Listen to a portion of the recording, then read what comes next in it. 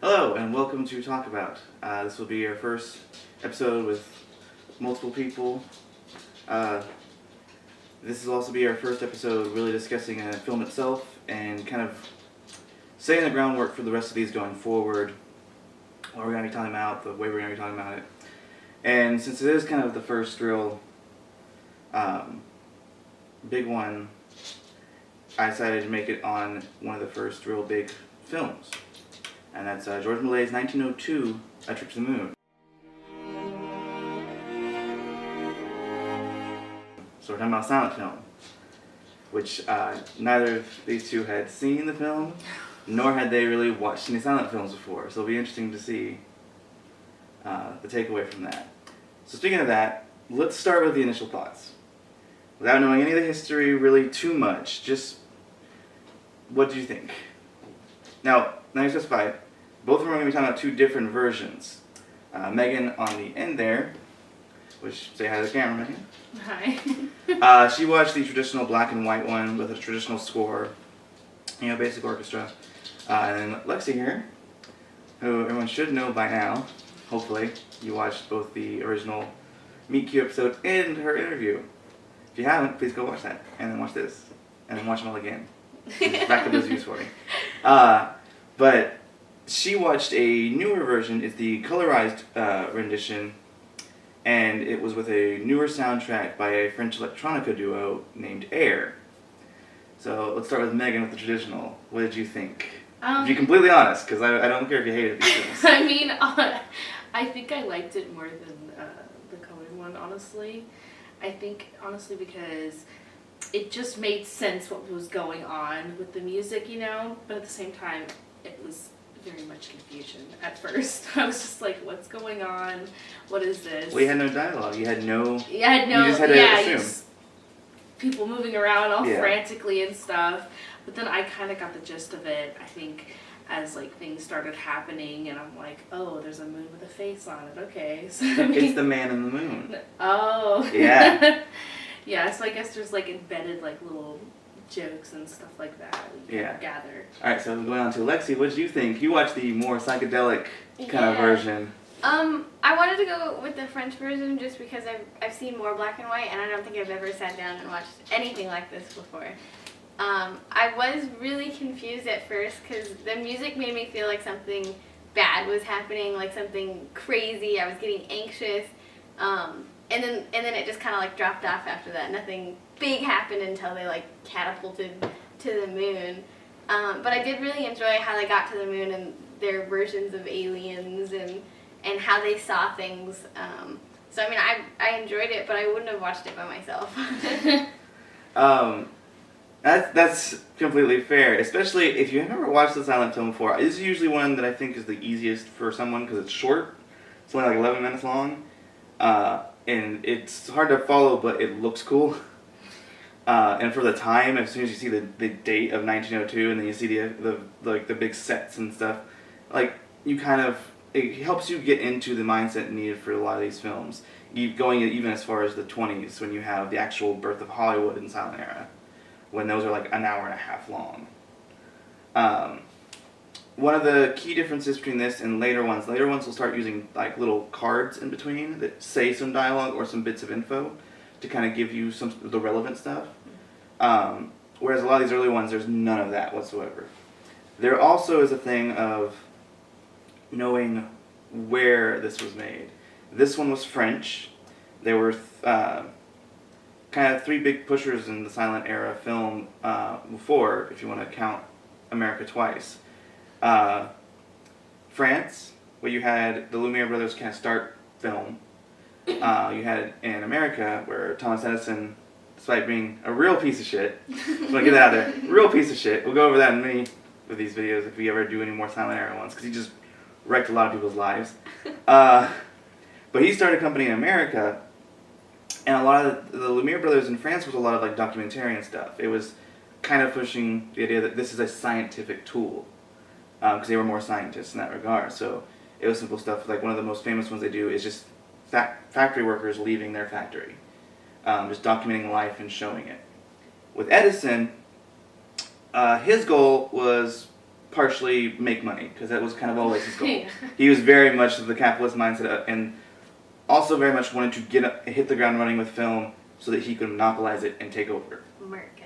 Yeah, that's basically Edison's whole thing. Is even if I didn't invent this first, I am gonna take it, I'm gonna run with it, and I'm gonna own it. But the company itself did a lot of. They were more narrative driven, but they weren't. While they weren't documentaries, they were real things that were happening. Like one of the most famous ones, the Great Train Robbery, outlaws robbing a train. One of the ones that was the first use of splicing techniques, where you film one thing, then you film the same thing with something different or something out of it, and then you splice them together so something disappears. And it was the beheading of a queen. And so guillotine goes down, next shot, head's gone. Which, when you think about it for the time, that's kind of shocking to think that people would watch that stuff. Just kind of shows that we've always kind of liked watching horrific, awful things on television and on screens. But so you had that there, and then back in France, Georges Méliès and a lot of these other ones started making more, I would say, kind of make the groundwork for a lot of the more visual interests of film in terms of, like, you know, more fantastical worlds and such. Georges Méliès was an illusionist in France who saw the Lumiere brothers, wanted to get in on it, not for any monetary gain. He solely wanted to get in to make these weird art, like magic pieces, basically, that he could share with the populace. And when he eventually was able to get his hands on a camera and start doing this, in the span of from 1896, I believe, to like 1907-ish, he made over 500 films. Back then, you cranked him out hard and fast. He had his own set seated built on his little bit of land, and made all these fantastical things, but all these like circus troupe people that joined a lot of them. They're very riveted by this story because they know what happens later. And so made films for a while, and then 1902 is when this came out, and it was a big international success. And was kind of one of the ones that really pushed for Méliès to come to America and try and make his mark. But someone was there to stop him, and that was Edison. But with Méliès, Edison was furious that these films were here, these fantastical films that were not his. He was not making money on them. And he was going to try and petition the government to basically say, no more foreign films. Instantly, it was like, no foreign export. We don't want these films here because I'm not making money. But then he discovered something else. I can just pirate his films. So he would pirate his films, air them at places, and make money off of this other guy's work. That's terrible. And so that's part of, so Méliès and his brother here, and started basically the first step of like getting real copyrights on all these and making sure that your stuff is safe. And that's one of the reasons we actually have this film and many others, is because to do that, they had to send in a copy to the Library of Congress, which saved 200 of his films, 300 of which are missing of those 500. And part of that is, as time went on, and the money making started happening, all the business stuff happened, Méliès was not a businessman. And he would get money and loans, start getting in debt because he'd be making these films. And they'd be making some money, but again, in America, it was really hard after a while. The more and more people started pushing the business side and kind of pushing him out. And we're coming up to the 1910s, and I don't know if you guys know what happens in the 1910s, but World War I happens. And one of the biggest countries to get hit by it was France. And so Georges Méliès, his land got occupied by the French soldiers, and they ended up burning a lot and melting down a lot of his stuff for silver, for the war effort. And after it was done, he still had a lot of his films, he had all his sets and stuff. But all those dead people were like, okay, the war's over, you've all been hit hard, now we want all our money still. So in a furious rage, he burned down his entire sets, all of his stuff, all these original copies, just gone forever. Oh, wow. Because at this time, no one realized these things might be cultural icons later, these things might be history. And so that's why a lot of films are lost, especially from that era, because it was just this new science thing. People just messing around with it, and so a lot of it's lost. And luckily, A Trip to the Moon, it was a big success when it was there, and it was one of the first ones of its kind. It also is one of the better looking ones because they had it at the Library of Congress. But if they didn't, we wouldn't have this film at all. We'd only have hearsay which we have on a lot of influential films from that time. So now with that context, looking back at the film, what do you think? I mean, I think it's impressive. Still doesn't make any sense though. No. And I'll get into why. What about you, Megan? Well, I think it's so amazing that like someone creating a film like just created such a big impact on the world itself, like even with our terms of Congress and all that. I just think that's pretty amazing that it's like one of the like areas to create copyright. Like, yeah.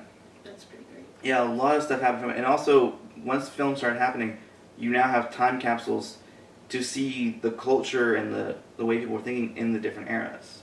Like, this was a science fiction film. They go to the moon, there's science involved. But they were originally not called that, they're called fairy or fairy tale.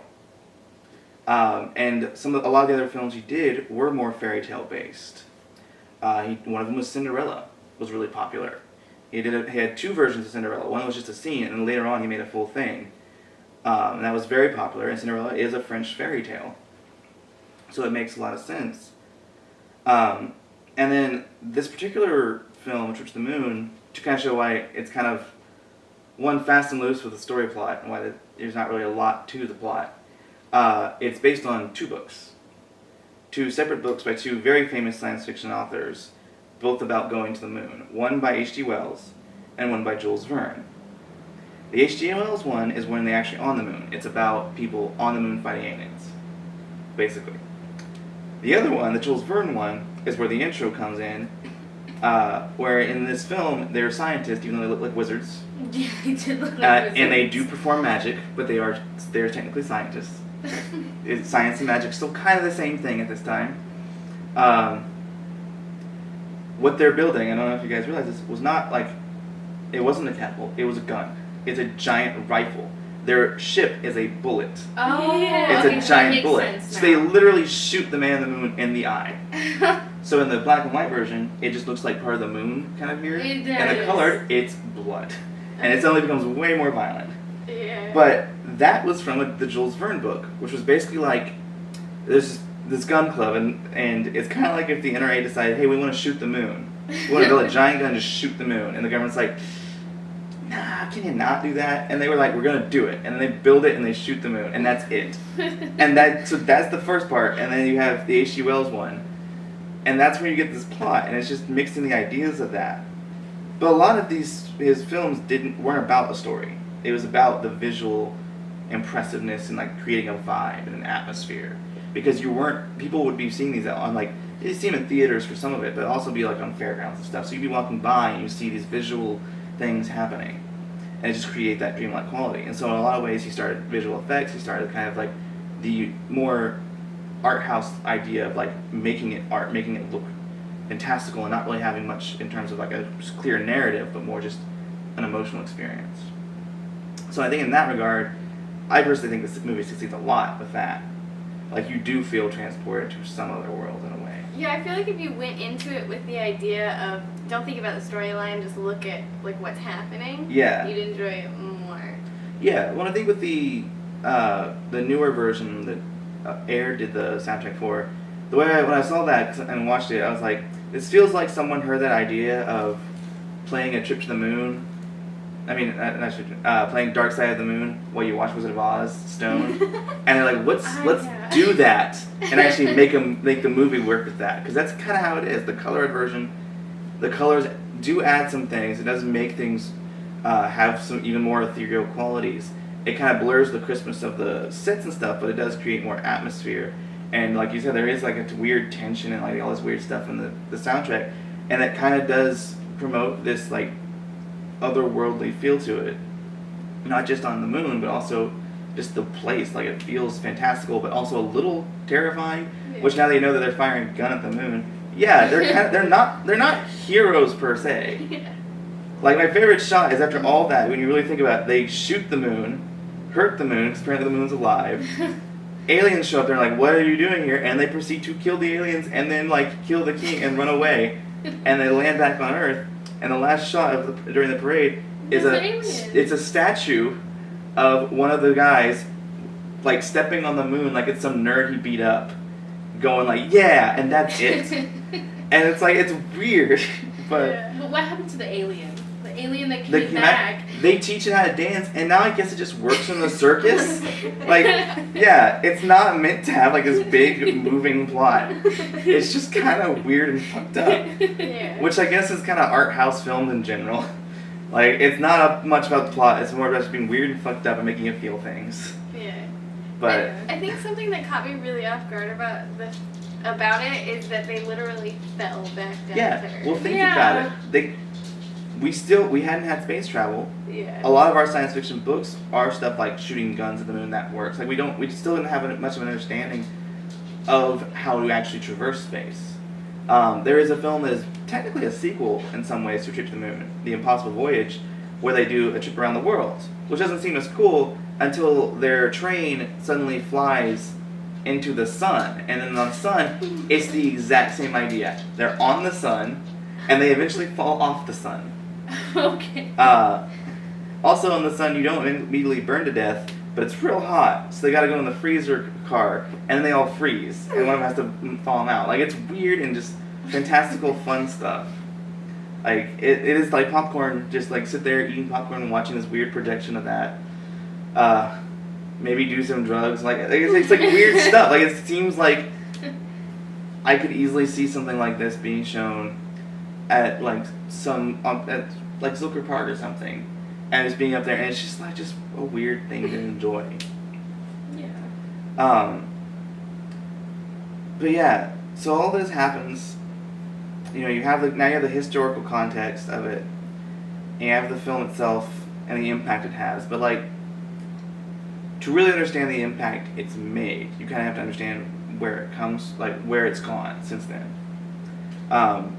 Thanks to this film, we have science fiction movies, we have kind of fantasy movies, we have both because of it. But also we have a lot of the starting techniques that would help create narrative. Because while Edison's company would work more with like just working with traditional techniques and understanding like framing and stuff, Malay stuff helped with the visual effects of like people appearing on the set or disappearing, or like having 3 sets of film, like one in the background, one in the foreground, and then one in the middle between it, so you could have stuff coming in and out and having these layers and stuff. And a lot of that stuff would eventually go on with splicing stuff to help kind of formulate stuff for narrative once you start getting full films where you have stuff like, you know, cuts in a scene. Because if you look at the framing and the setup, this is technically a play. That very first shot in the film where you have the guy explaining what his plan is, normally in a current film you could see the audience there listening to him, but you'd also be cutting to close-ups of him and seeing what he's talking about. But you don't. It's just one still shot, he's on the edge, they're all here, and that's like a stage. If you were watching a stage play of this, that'd be the framing. He'd be there, and you might have like an extra bit of spotlight on him, and you'd have the audience there. We didn't know how to make that we could work in that 3D space fully. So these are all sets and stages, and it's like a play that you can actually do more effects with, and that's how we kind of saw it. And Lexi, you have a lot more theater background, so like thinking of that, like how does it look to you? I mean, I guess I didn't really think about it much until you just said it. It does look a lot like a play, and I mean, I feel like a beginner who doesn't know a lot about making movies, and they make movies, that would be exactly what anyone would do. Yeah, like if all we knew were plays and stuff like that, like, yeah, make a play. And if you were someone who did magic for a living, you'd be like, let's make a play and put some magic in there. Yeah. It'd just be one of our shows. There's like a prequel kind of to this called The Astronomer's Dream, where it's a guy trying to work out his calculations about the moon. Technically they're not connected, but they are connected. They're basically connected. But I think it's just he's reusing a lot of ideas and sets, because George Millay himself plays the lead guy. He played the lead in a lot of these. Makes sense at the time. You don't know what actors for film should be. Most of the actors he had in these were just his fellow performers and other stuff. Like, none of them were actually like theater trained people. But in Astronomer's Dream, like, he's trying to figure out the calculations, and then Satan shows up. Because Satan shows up in a lot of old silent films. If you go and watch them, anytime we need just a random villain, Satan will show up. And he shows up and gives him bad dreams. And so suddenly things start moving around, the set keeps changing because of the splicing. suddenly the moon is this giant face that like chomps and eats things, and then he goes to punch it and it goes back a bit. Like, working with, it's basically just like weird, fantastical, fun, slapstick stuff, and then he slowly creates narrative plots as they go through. I think considered like his best one overall is it's like something in the fairy kingdom or whatever. It's less of the science fiction and more you're in a castle and this princess or this maiden, she gets kidnapped by demons because the weird lumpy looking advisor is bullied. Like, that's what I kind of gather from it. And then it's going to save her, and it goes like under the water, where you have stuff where there's actually like a clear like tank with fish swimming around, and then there's the footage of the set, and then there's people walking. So you see him walking and doing stuff, and there's actual fish just like swimming by, and this is it's extra like. That's when you start getting to. I don't know how you do that nowadays. You couldn't do that. It wouldn't work. But in this era, it works and looks good. It looks fascinating, and you have more stuff of like a little ship going on the water. It's actually going on the water, and like then it like I don't know if you meant for this, because it looks like the thing just kind of fell over and went in the water. So suddenly they're under the ocean now, and I don't know how hard and loose he played with like scripting and like just changing things on a dime. And there's also the question of, did they even have real scripts? We have no real documentation of like, did they have like a full script with all the words? Because there's one, it's the silent era. You have an outline of stuff, but like, and they're clearly saying stuff, but how was that decided? What are they actually saying? Is it stuff from the film? Is it just gibberish? Who knows? And so it creates this whole other style of acting out of that. Because you are just using your body to portray emotion, and maybe not even give narrative content, just emotion, and like have that fuel things. And it is a very different, very more primitive version of modern storytelling in film, but in some ways I feel like that kind of makes it a little bit more unique. Like, imagine if we made one of these films today. For one, there was that, what was it, Valeria? That recent sci-fi French film that's like kind of boring and not very good. It would have been that, basically. And then, so at this moment we're going to stop for a minute filming, and we'll come back, and I'm going to be showing both of them some stuff of like how this movie has gone into the pop culture, even though at this point it's so old that a lot of people don't realize it, and seeing the things it's shown up in recent years, and now kind of maybe having those aha moments of realizing where a lot of the stuff that you see, like how far back it really goes. How far back a reference joke can go. The answer is very far back. So we'll be right back with that.